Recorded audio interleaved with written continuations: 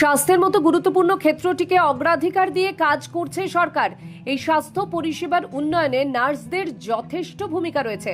বুধবার রবীন্দ্র শতবার্ষিকী ভবনে স্বাস্থ্য ও পরিবার কল্যাণ দপ্তর আয়োজিত আন্তর্জাতিক সেবিকা দিবসের অনুষ্ঠানে নার্সদের আবারও এই কথা স্মরণ করিয়ে দিলেন মুখ্যমন্ত্রী অধ্যাপক ডক্টর মানিক সাহা।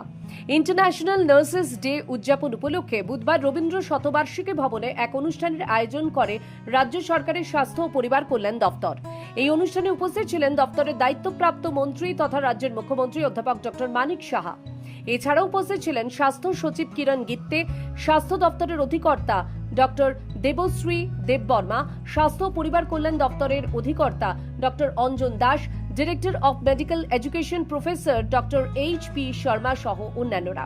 এই অনুষ্ঠানে বক্তব্য রাখতে গিয়ে মুখ্যমন্ত্রী নার্সদের পরিষেবা প্রদানে আরও যত্নবান হওয়ার পরামর্শ দেন।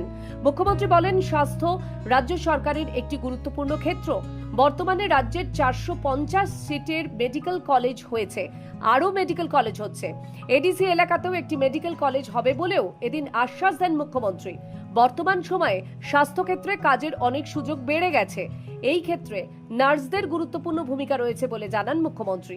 এই অনুষ্ঠানে ভালো কাজের স্বীকৃতি স্বরূপ একাধিক নার্সকে সম্বর্ধনা প্রদান করা হয়।